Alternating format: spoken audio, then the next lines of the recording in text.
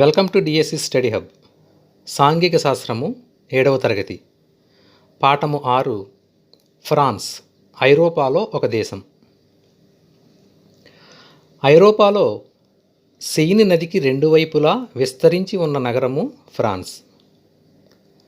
ఉక్కుతో నిర్మించిన ఈఫిల్ టవర్ను ఫ్రాన్స్లో 1889లో నిర్మించారు. శతాబ్ద కాలం పూర్తయిన ఫ్రెంచి విప్లవ సందర్భంగా నిర్మించినది ఈఫిల్ టవర్. ఫ్రాన్స్ చుట్టూ గల సముద్రాలు ఇంగ్లీష్ ఛానల్, అట్లాంటిక్ మహాసముద్రము, మధ్యధరా సముద్రము. ఫ్రాన్స్ సరిహద్దు దేశాలు స్పెయిన్, బెల్జియం, జర్మనీ, ఇటలీ. ఫ్రాన్స్కు తూర్పు సరిహద్దు దేశము జర్మనీ. ఫ్రాన్స్ ఉత్తర పశ్చిమ మైదానాల నుండి ప్రవహించే నదులు సెయిన్ నది, లోరే నది, గారోన్ నది. ఫ్రాన్స్కు తూర్పు దిక్కున గల పర్వతాలు ఆల్ప్స్ పర్వతాలు. ఫ్రాన్స్కు దక్షిణ దిక్కున గల పర్వతాలు పైరనీస్ పర్వతాలు. ఫ్రాన్స్లో మాసిఫ్ సెంట్రల్ అనేది ఫ్రాన్స్ మధ్యలో గల పెద్ద పీఠభూమి. మార్సెలీ నౌకాశ్రయం ఫ్రాన్స్ దేశంలో కలదు. యూరప్ సముద్ర తీరము నుండి ఖండం లోపలికి వెళ్ళే కొద్దీ చల్లదనం పెరుగుతుంది. ఫ్రాన్స్లో చిన్న చిన్న వర్షపు జల్లులు పడుటకు గల కారణము తేమతో కూడిన పశ్చిమ పవనాలు. ఫ్రాన్స్ దేశంలోని కాలాలు చలికాలము, వసంతకాలము, వేసవికాలము, శరత్కాలము. ఫ్రాన్స్లో చలికాలము నవంబర్లో ప్రారంభమవుతుంది. ఫ్రాన్స్లో సూర్యుడు ఉదయం 9 గంటలకు ఉదయించి మధ్యాహ్నం 4 గంటలకు అస్తమిస్తాడు.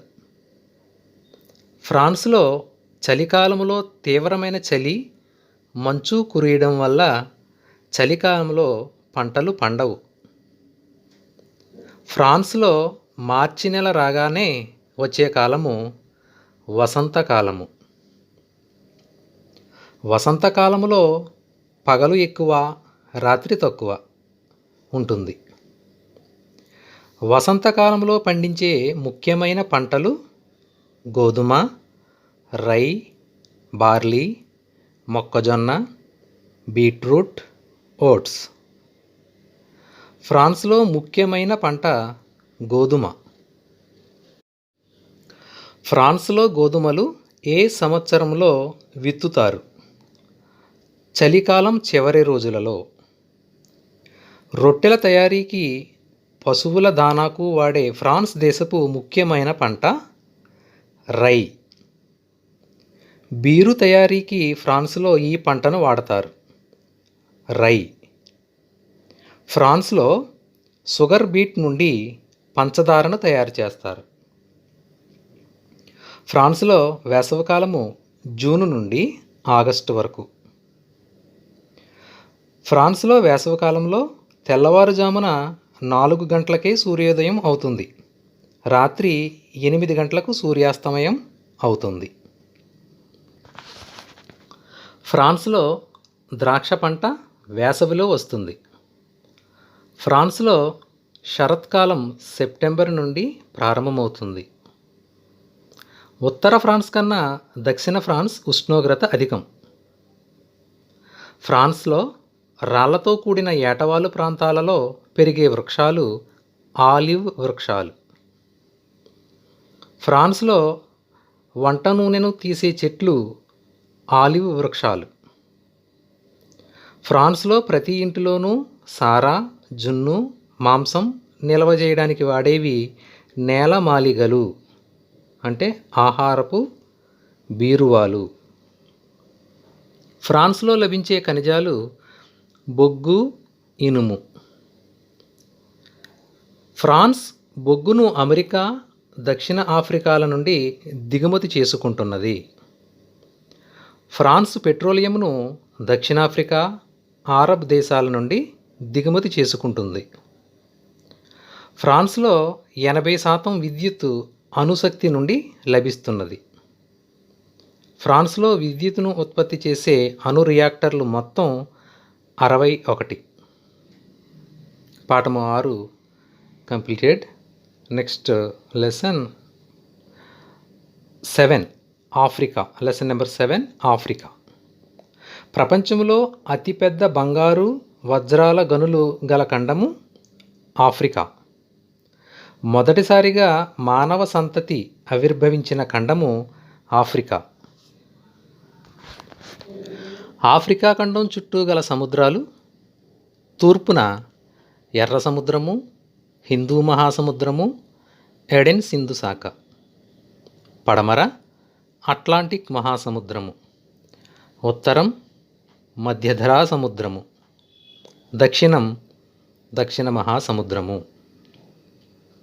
ఆఫ్రికాలో అత్యంత ఎత్తైన పర్వత శిఖరం టాంజానియాలోని కిలిమంజారో పర్వతం. ఆఫ్రికాలో ఇరుకైన తీర మైదానం సగటు ఎత్తు 200 మీటర్లు. ఆఫ్రికాలో ఎక్కువ ప్రాంతాన్ని ఆక్రమించిన పీఠభూమి ఎత్తు 200 నుండి 1000 మీటర్లు. ఆఫ్రికాలో దక్షిణ తూర్పు భాగాలలోని పీఠభూముల ఎత్తు 1000 మీటర్ల కన్నా తక్కువ. ఆఫ్రికాకు ఉత్తరాన గల పర్వతాలు: అట్లాస్ పర్వతాలు. ఆఫ్రికాలో సరస్సులు: విక్టోరియా సరస్సు, టాంగాన్యాకా సరస్సు, న్యాస సరస్సు. నైలు నది ఉగాండా, సూడాన్, ఈజిప్ట్ దేశాల గుండా ప్రవహించి మధ్యధరా సముద్రంలో కలుస్తున్నది. నైజర్ నది గినియా, మాలి, నైజర్, నైజీరియా దేశాల గుండా ప్రవహించి అట్లాంటిక్ మహాసముద్రంలో కలుస్తున్నది.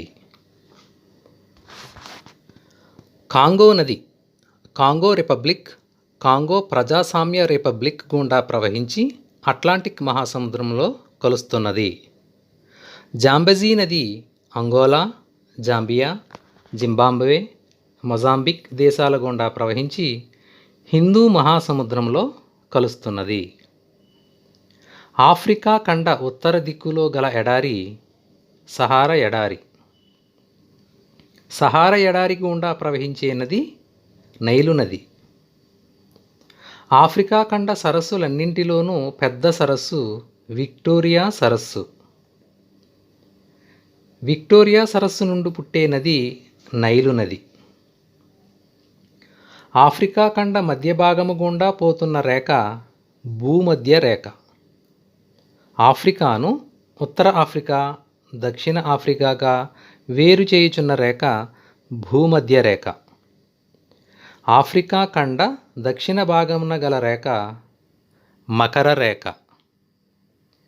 ఆఫ్రికా ఖండ ఉత్తర భాగమున గల రేఖ కర్కట రేఖ.